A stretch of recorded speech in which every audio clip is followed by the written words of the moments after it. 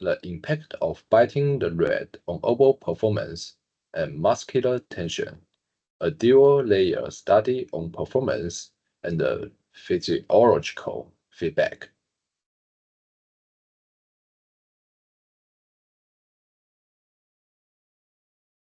The biting red behind this habit, there are serious effects on our tone, our body, and our musical expression. Many oboists bite the red out of habit, especially when they want more controlled or a heavier sound. But is biting really helping, or could it be silently harming how we play and how we feel? This research is my attempt to answer that question with data, with analysis, and with reflection.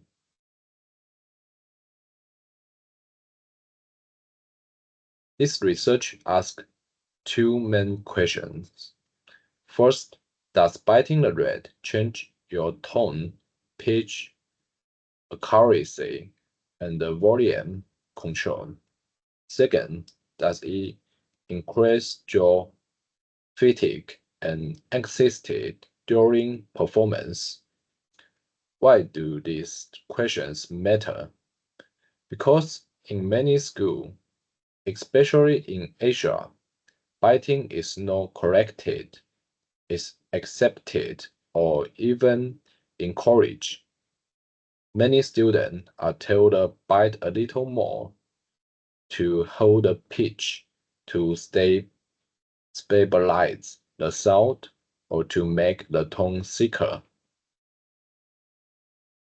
But no one asks to what is this doing to their playing in the long run. This research provides a close-up view of that exact issue.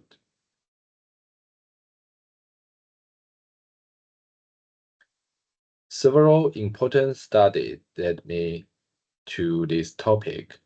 Fuchs and Sandberg study how oral pressure changes tone quality. They found that more pressure creates a brighter, more narrow tone that's flexible and more force. Letterman emphasized that good tone comes from balance, no force. He said, the dips and L do the work, the jaw should stay neutral.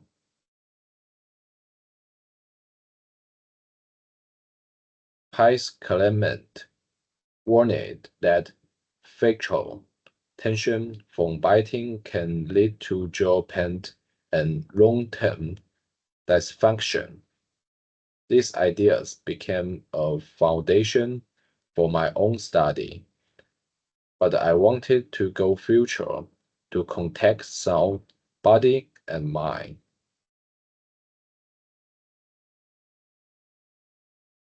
I used two models to guide the study. The first is embouchure formation model. It says how you play your lips, your teeth, your jaw, and your red, all of that creates your tone. The second is feedback stress cycle. It works like this. You bite to control. The bite creates tension. The tension makes you anxious or tired. That anxiety causes tone instability. And then you bite even more to fix it. It becomes a loop, a cycle that repeats itself.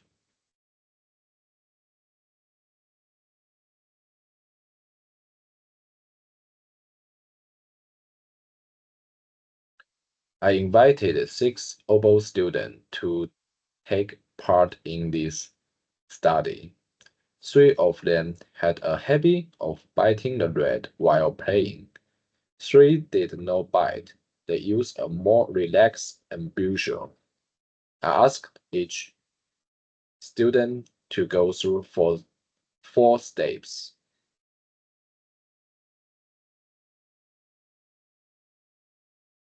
Step 1.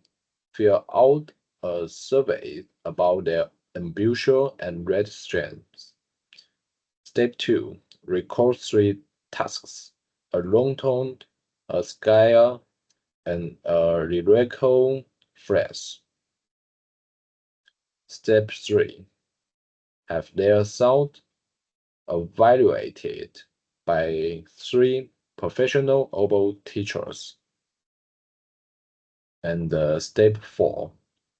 Rate their own fatigue and anxiety on a scale of 1 to 7. This method allowed me to collect data on both sound and feeling.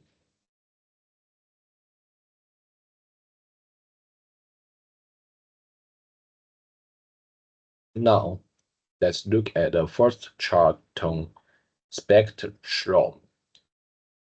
This graph shows which frequencies are present in the student tone.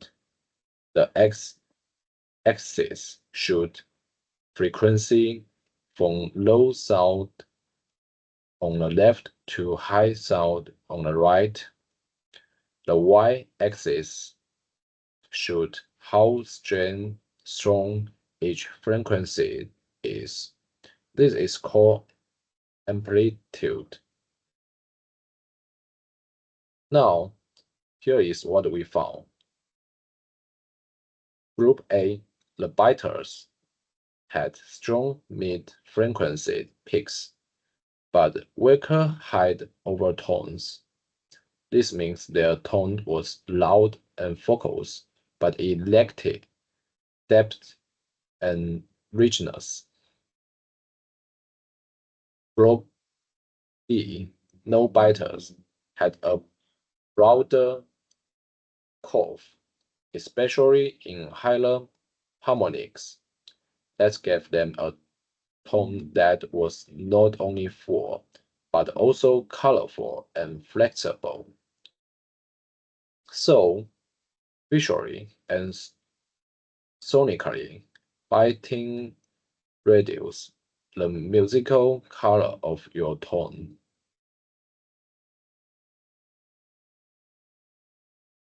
Next, let's talk about the volume control.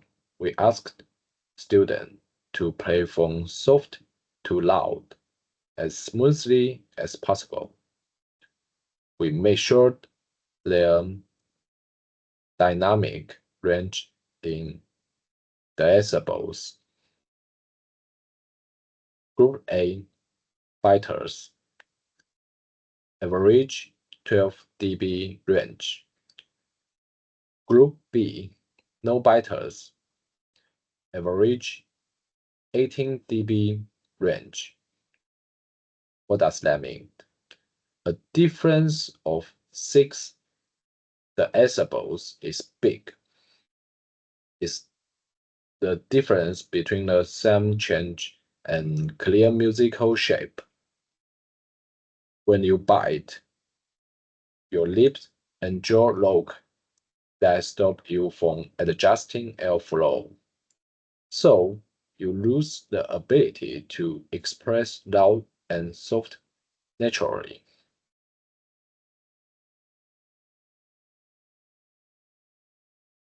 Now let's look at the pitch accuracy. We use cents to measure pitch shifts. One semitone is 100 cents. If a note is 50 cents off, it means it's 50 hundredths of a semitone too high or too low. This is clearly noticeable by the ear, especially in ensemble playing. Here's what we found. Group A biters pitch fluctuated positive, and negative, 15 cents in high notes. Group B, no biters, only positive and negative 5 cents. So, no biters had 3 times better pitch stability than biters. Why? Because biting change lip tension. When tension changes, the red vibrates differently and the pitch starts to shift.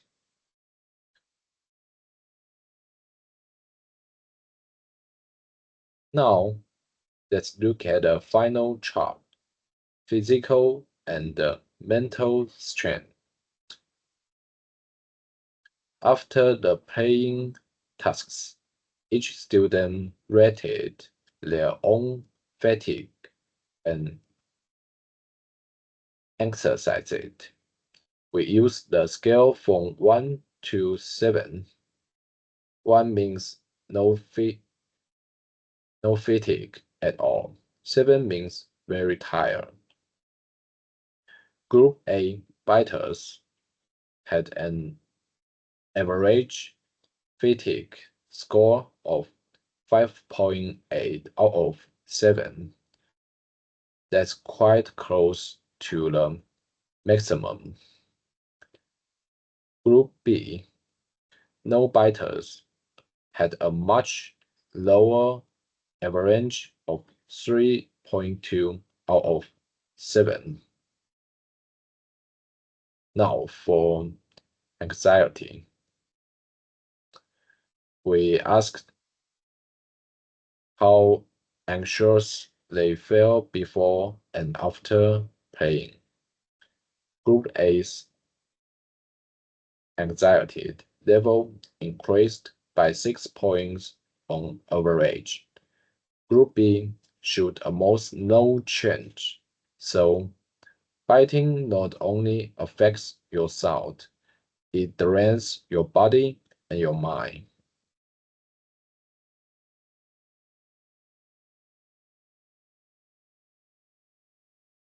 This brings us to the full cycle of biting. Let me walk you through it.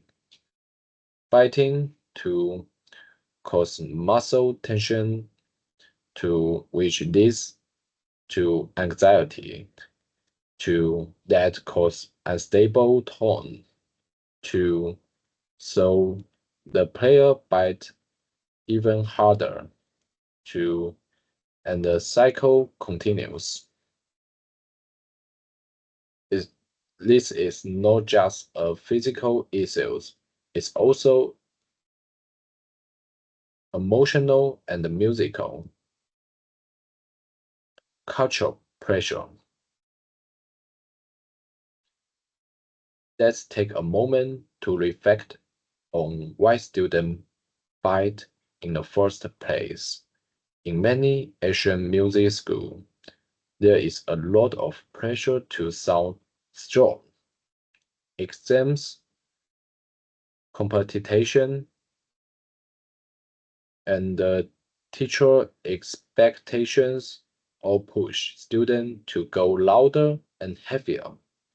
Many students think if I use thickness red, I will sound more powerful.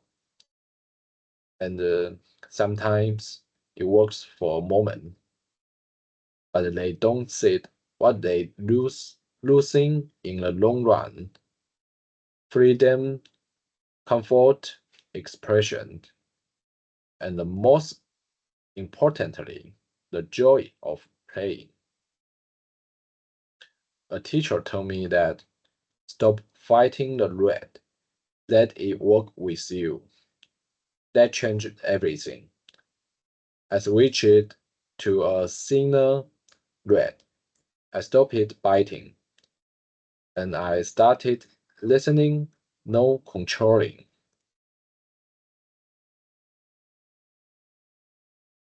So, what can we do as teacher, student, or performers? I'd like to offer 5 Practical suggestions. First, observe unusual from day one.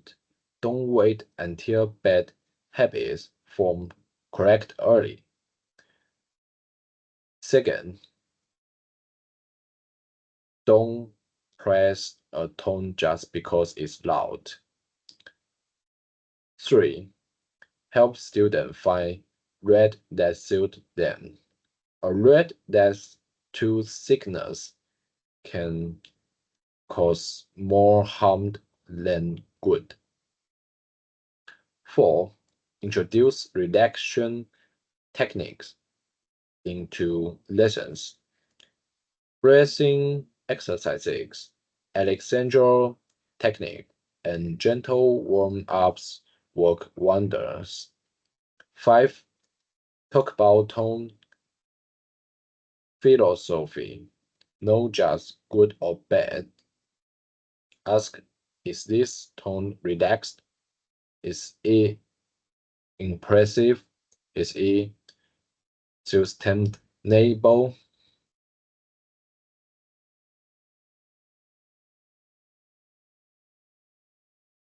Let's take a moment to step back from the date and ask, what do these results really mean beyond numbers?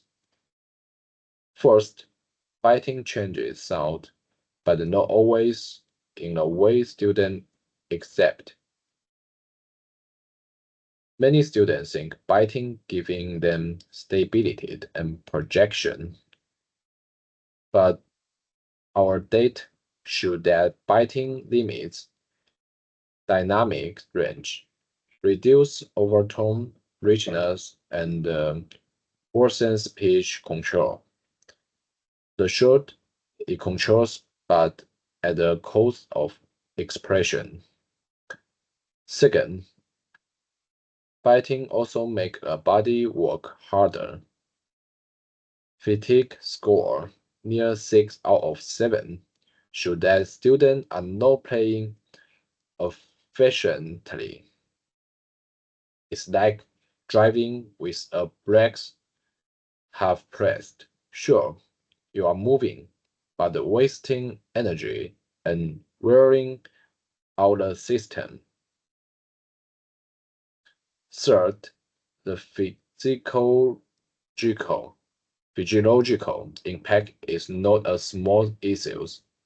If students feel more anxious after playing them before, something is wrong, not with their ability, but with their approach.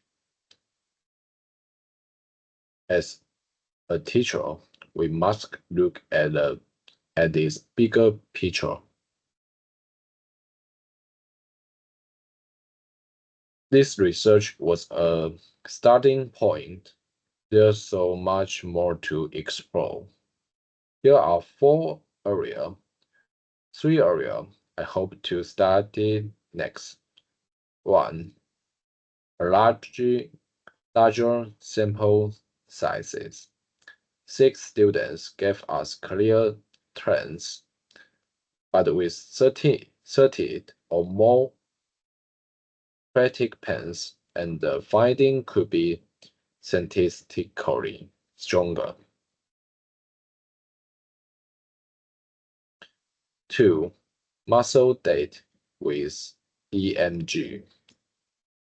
I'd love to check real-time facial muscle tension to visually show where tension builds. 3. Red strength at the adaptation training. Can we create a step-by-step methods to help students adjust to thinner rests without feeling unstable? That could be a game changer in red pedagogy. This project is about much more than red and muscles. It's about the way we think about music, training, and growth. It's about letting go of fear and embracing trust. Fighting comes from fear of mistake, of bad tone, of failure. But when we bite less and trust more, we allow the musical to follow through us. That's not just good science, that's good art. Thank you so much for listening today. This has been a very personal and a meaningful project for me. If there's one thing I hope you take away, it is this. Relaxed sound is not weak. It is controlled by the freedom, not by force. As musicians, we are no machine. We are people. People with breath, emotion, and a voice. Let's play like it. Thank you.